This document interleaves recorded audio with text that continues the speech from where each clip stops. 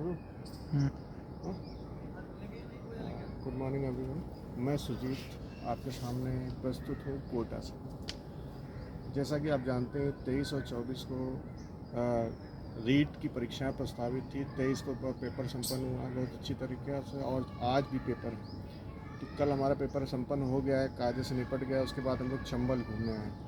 चंबल से जुड़ी कई अच्छी बातें हैं जो आपके आने वाले रीट के बाद जो सुपर टेट परीक्षा होगी उसके लिए लाभकारी होंगी।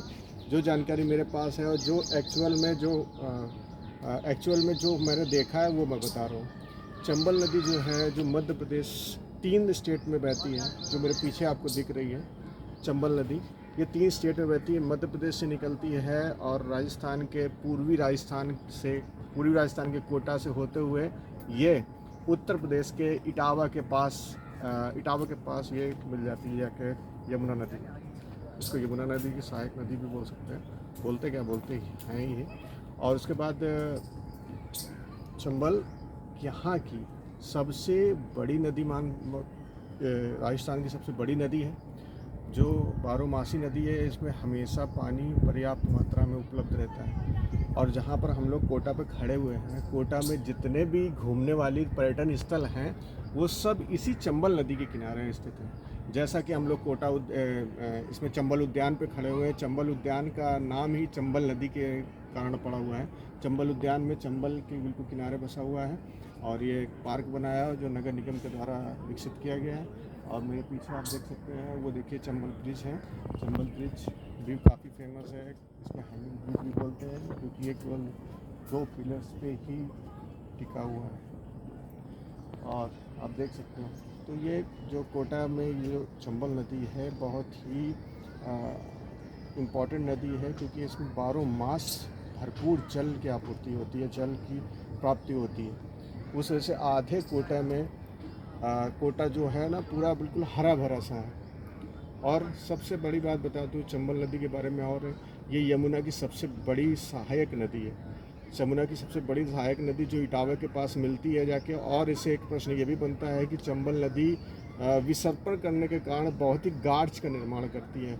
मतलब कहीं पर खाइयाँ, इसके आसपास आप देखोगे तो सीधे बिल्कुल काट जहाँ से बहती है वो कटान कर देती है। तो इससे क्या होता है कि इसके अगल बगल आप खड़े होकर देखोगे तो खाई नुमा दिखाई पड़ेगा। तो इटावा में सबसे ज़्यादा ये विसर्पण करती है। विसर्पण करने के कारण ये बहुत ही गार्ज का निर्माण करती है, जिससे क्या होता है वहाँ पर घड़ियाल के लिए दलदली क्षेत्र उत्पन्न करती है, जहाँ पर घड़ियालों का संरक्षण भी किया जाता है। और चंबल नदी घड़ियालों के संरक्षण के लिए विशेष रूप से जानी जाती है। तो ये उत्तर प्रदेश, राजस्थान और मध्य प्रदेश तीनों को कनेक्ट करती है। ये एक और बात बता दूं, चंबल नदी मध्य प्रदेश और उत्तर प्रदेश के बॉर्डर पे बहती है और ये उसकी सीमा का भी निर्धारण करती है। तो चंबल नदी से यदि कोई क्वेश्चंस आगे फ्यूचर में आए, क्योंकि यदि अब राजस्थान की बात कर ली जाए, राजस्थान के परिप्रेक्ष्य में बात कर ली जाए, तो राजस्थान के परिप्रेक्ष्य में चंबल नदी एक बहुत ही इंपॉर्टेंट नदी हो जाती है। इससे ज़रूर एक से दो क्वेश्चन किसी न किसी लेवल पर मिलते हैं जाके। और जितने भी पर्यटन स्थल हैं कोटा में, जैसे मैं कोटा पे खड़ा हूँ, जितने भी पर्यटन स्थल हैं कोटा के, वो सभी इसी चंबल नदी के किनारे बसे हुए हैं। चाहे हैंगिंग ब्रिज हो, चाहे गरड़िया महादेव मंदिर हो। और एक बात और बता जाता हूँ, मैं गरड़िया महादेव मंदिर जाने की कोशिश हम लोगों ने की, मगर वहाँ पर कोई भी कन्वेंस का साधन आज उपलब्ध ना होने के कारण हमें वहाँ से वापस आना पड़ा। और आज इस समय हम लोग चंबल गार्डन पे खड़े हुए हैं। चंबल गार्डन नगर निगम द्वारा बना हुआ है, तो ठीक है, अच्छा है, क्योंकि यहाँ से हैंगिंग ब्रिज भी दिखाई पड़ता है, हैंगिंग ब्रिज, और जिसको चंबल ब्रिज भी बोलते हैं। और यहाँ से थोड़ी दूर पे ही 7 वंडर भी है, तो आप आराम से यहाँ से आके घूम सकते हो। कोई समस्या नहीं है, कोई परेशानी नहीं है। और ये चंबल नदी के बारे में मुझे लगा कि आपको बताना चाहिए, इस वजह से एक छोटा सा वीडियो आपके लिए तैयार कर रहा हूँ। और आई होप आपको ये पसंद आएगा। और कल का जो पेपर हुआ, कल और आज का पेपर हुआ, ये इस बार क्या हुआ, पेपर भी ले लिया गया हम लोगों से। और पेपर के कारण क्वेश्चंस कुछ याद हैं, कुछ नहीं याद हैं। इसके बाद में मैं घर पहुंचते ही इसका रिव्यू दूंगा कि क्या कैसा रहा। पिछले बार से की तरह ही पेपर रहा, पिछले बार से थोड़ा सा इसका लेवल थोड़ा अप था, मगर लगभग वैसा ही पेपर रहा है इस बार का भी।